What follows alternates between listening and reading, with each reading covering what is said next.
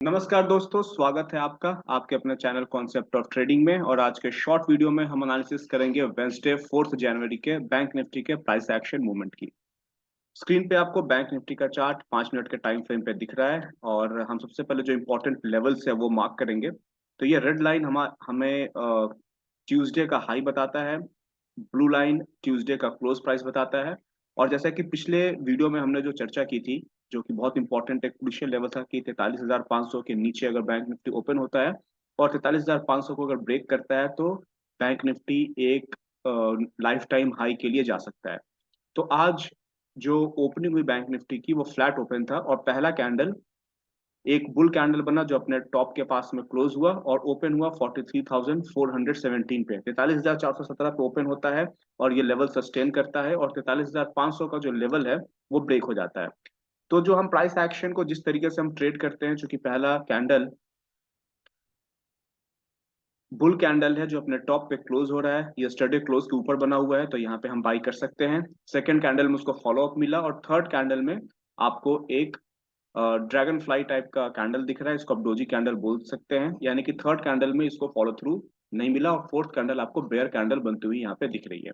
और bank Nifty ने जो हाई लगाया वो 43,577 का लगाया।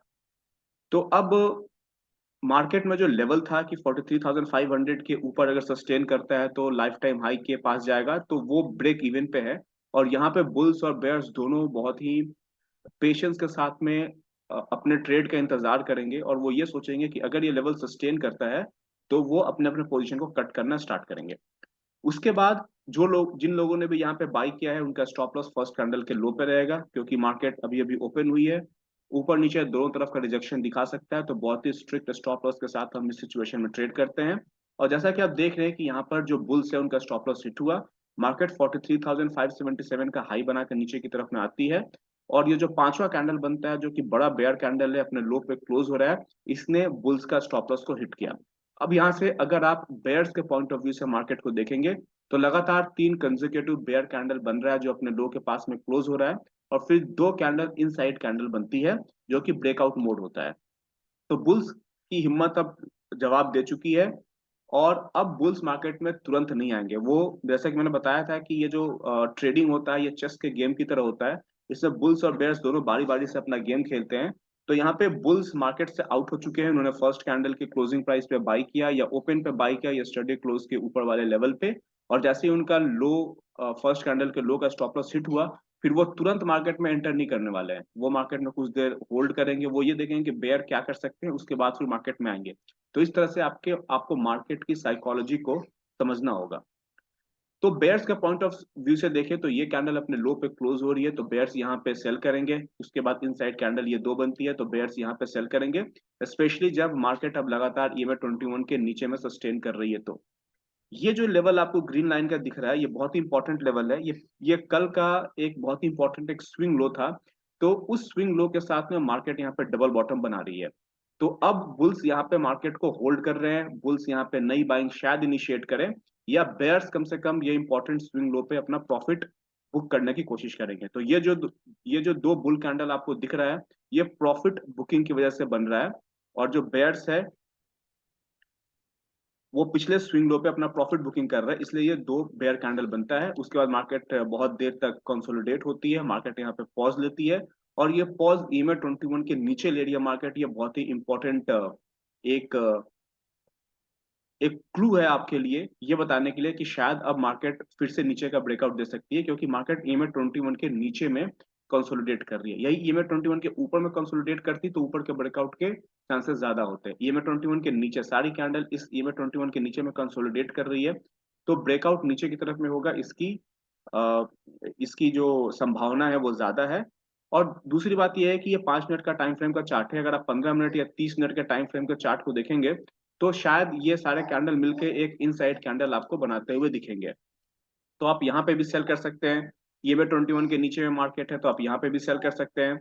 मार्केट कंसोलिडेट होकर जब नीचे की तरफ में ब्रेकआउट दे रही है, और नीचे का ब्रेकआउट क्यों दे रही है, क्योंकि ये 21 के नीचे है और काफी देर से पॉज ले रहा है, तो मार्केट ने नीचे का ब्रेकआउट दिया तो आप यहाँ पे भी सेल कर सकते हैं। ध्यान देने की बात यह है कि ये जो लेवल है ये पिछले दिन का लो प्राइस है, तो यहाँ पे अगर आप सेल करते हैं तो ध्यान रहे कि अगर तेज रिवर्सल होता है तो आपको एग्जिट भी करना है, या फिर इसके बाद देख सकते हैं कि यस्टरडे लो पे मार्केट पॉज ले रहा है, तो फिर से यहाँ पर आपने अगर यहाँ पे सेल किया है, काफी देर से मार्केट पॉज ले रहा है, तो हो सके तो आप एग्जिट कर जाइए और फिर से एक नया ब्रेकआउट का इंतजार कीजिए, क्योंकि हो सकता है यहाँ से फिर से मार्केट ऊपर की तरफ में रिवर्स हो जाए। लेकिन अच्छी बात यह है कि मार्केट लगातार ईएमए 21 के नीचे है, तो सेलर्स की पॉसिबिलिटी हाई है कि मार्केट नीचे कहीं ब्रेकआउट देगी। जब तक मार्केट ईएमए 21 के ऊपर में सस्टेन नहीं करती है, तब तक मार्केट ऊपर का ब्रेकआउट देगी, इसकी संभावना थोड़ी कम होती है, नीचे के ब्रेकआउट की संभावना ज्यादा होती है। और फिर से अगर आप बैंक निफ्टी को देखें तो यहाँ पे बैंक निफ्टी ने एक लेग नीचे की तरफ में बनाया, ये पॉज को आप पुल बैक में काउंट कर सकते हैं। ये लेग 2 बनाया, इस पॉज को आप पुल बैक में काउंट करेंगे, और लेग 3 के बनने की संभावना बहुत ज्यादा है, क्योंकि जनरली मार्केट अगर दो लेग नीचे बना चुकी है और ईएमए 21 के नीचे है, तो थर्ड लेग डाउन भी बनेगा, इसकी संभावना हाई होती है, और यही हुआ। एंड में मार्केट ने थर्ड लेग डाउन बनाया, जैसा कि आप देख सकते हैं। तो थर्ड लेग जब बनना स्टार्ट हुआ तो आप यहाँ पे सेल कर सकते हैं और यहाँ पे भी सेल कर सकते हैं। इसके अलावा अब मार्केट यहाँ पे पॉज ले रही है। एक चीज मैंने यहाँ पे मेंशन नहीं की है, वो ये है कि अगर इस लेवल से अगर आप देखें, यस्टरडे हाई के लेवल से देखें और इस लेवल को देखें, ये ब्रेकआउट का लेवल था।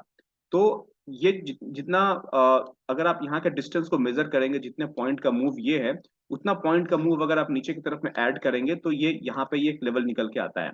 तो ये लेवल हमारा मेजर मूव टारगेट का लेवल है। 3 पुश डाउन कंप्लीट हो चुका है, मेजर मूव टारगेट भी बेयर्स के लिए कंप्लीट हो चुका है। अब मार्केट यहाँ पे पॉज ले रहा है। तो जब मार्केट इतनी लंबी मूवमेंट देने के बाद में जब पॉज ले रहा है, तो जनरली जो बेयर्स होते हैं उनको मैं सजेशन दूंगा कि इस तरह के प्राइस एक्शन मूवमेंट में आपको 75% प्रॉफिट अपना बुक कर लेना चाहिए। उसके बाद मार्केट अभी भी ईएमए 21 के नीचे है, ये ईएमए को रिटेस्ट कर रहा है। जैसे यहाँ पे जिस थ्योरी के हिसाब से आपने सेल किया था कि मार्केट ईएमए 21 के नीचे है, उसी थ्योरी के हिसाब से ईएमए 21 के नीचे में एक अच्छी बेयर कैंडल बन रही है, जो अपने लो पे क्लोज हो रहा है, तो आप यहाँ पे फिर से सेल कर सकते हैं। क्योंकि यहाँ पे सेल करने की जो वजह है वो ईएमए 21 है, तो आपको स्टॉप लॉस भी ईएमए 21 के ऊपर में डालना होगा, और इस सिचुएशन में आप देख रहे हैं कि आपका स्टॉप लॉस यहाँ पर हिट होता है। मार्केट अभी भी बेयर ट्रेंड में है, तो जो अब अगला सेल का लेवल है वो हमारे लिए अगला रेजिस्टेंस का लेवल होगा, वो होगा यस्टरडे लो का लेवल। जैसे अगर मार्केट यहाँ से नीचे आया, अभी अगर ऊपर जाता तो यस्टरडे क्लोज का रेजिस्टेंस लेके नीचे आता तो हम यहाँ पे सेल करते हैं, या यस्टरडे हाई का रेजिस्टेंस लेकर जब नीचे आता तो हम वहाँ पे सेल करते हैं।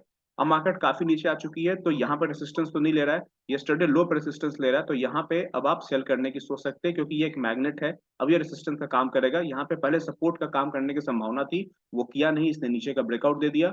सपोर्ट तो लिया नहीं, तो अब हो सकता है यहाँ पे रेसिस्टेंस लेकर अब नीचे आएगा, इसकी संभावना ज्यादा है। अब मार्केट यहाँ पे एक बड़ी सी बेयर कैंडल बन रही है जो अपने लो पे क्लोज कर रही है, तो यहाँ पे आप फिर से एक नया सेल इनिशिएट कर सकते हैं। और अभी भी मार्केट ईएमए 21 के नीचे है, जिस थ्योरी के हिसाब से यहाँ पे आपने सेल किया, भले आपका स्टॉप लॉस हिट हुआ था, उसी थ्योरी के हिसाब से आप यहाँ पे फिर से सेल कर सकते हैं इसके ऊपर का स्टॉप लॉस लगाकर।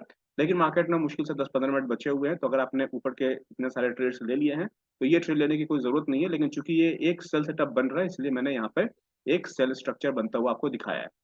तो आज के छोटे से वीडियो से आपको क्या सीखने को मिलता है प्राइस एक्शन की बात, वो ये है कि मार्केट को अगर एक बहुत बड़ा मूवमेंट किसी एक डायरेक्शन का देना होता है, बुल या बेयर का, तो मार्केट पहले कई बार या मोस्ट ऑफ द टाइम पहले अपोजिट साइड का एक ब्रेकआउट देती है, वो ब्रेकआउट फेल होता है, फिर वो नेक्स्ट डायरेक्शन का ब्रेकआउट देती है। जैसे आज के दिन हुआ, पहले ऊपर का ब्रेकआउट दिया मार्केट ने, स्टॉप लॉस हिट किया बुल्स का, फिर बहुत तेजी के साथ में नीचे की तरफ में गया।